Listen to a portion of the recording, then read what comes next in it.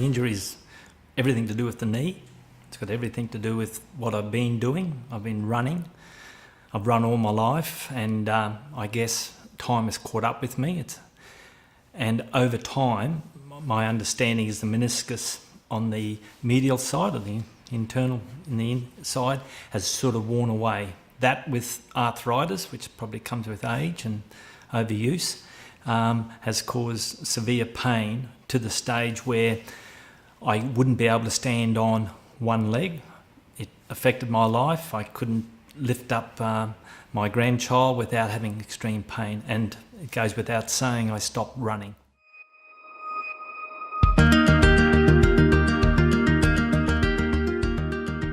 If I'm being truthful, running, I've done a few marathons. During the marathon and the training for it, it would become very, very sore after, in the first 10, 15 minutes. But then I just ran through the pain thinking that just came with long distance running. And but it did get to a stage where it was so painful that I just had to stop and, scratch myself out of it. It got to the stage where even undressing, I couldn't put any weight on one leg by itself. So if you're taking your trousers off or doing something, I had to lean up against a wall. So it got to that stage when I said, well, I have to do something about this. This is not normal, and I don't want to go through my life with grandkids not being able to do, like running across a road or trying to save them if in the park trying to catch them. I couldn't do any of that.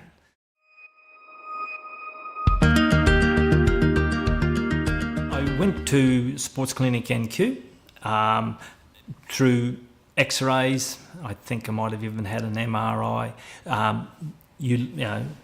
Chris looked at it, gave me a bit of a diagnosis about what I could not do, and we tried to manage the pain through the normal anti-inflammatories, the normal painkillers. But when that didn't have any sort of lasting effect, I knew I needed to do something more permanent. I went and saw a surgeon, and the surgeon gave me a number of different possibilities, knee reconstruction, knee replacements, or what I chose, a higher tibial osteotomy, which means actually cutting the tibia bone, opening it up a little bit, so more of the weight is going from my medial side to my lateral side. So on the lateral side, it's probably my running style, which I've got no style by the way, but my running style had me running on inside, so that meniscus was just wearing away, the bone was being knocked around.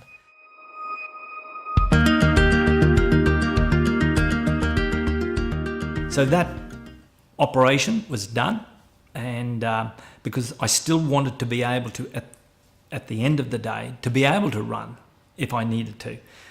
So that involves opening up the tibia, putting a little wedge in there, putting some little struts and some screws and what have you to keep it there.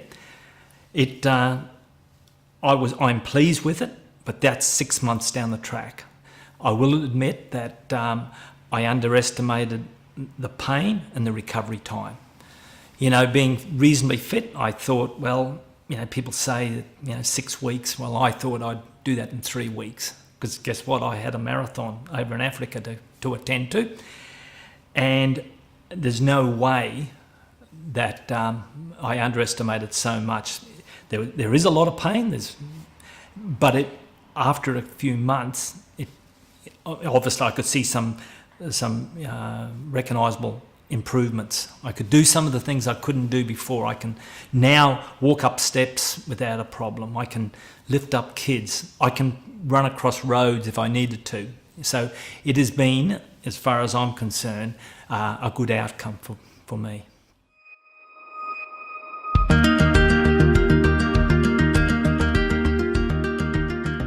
If I was doing it again, I would be listening to my body a lot more. I wouldn't be running every day. I'd be sort of running once or twice a week, rather than the continuation of the bum, the bang, and on the pavement.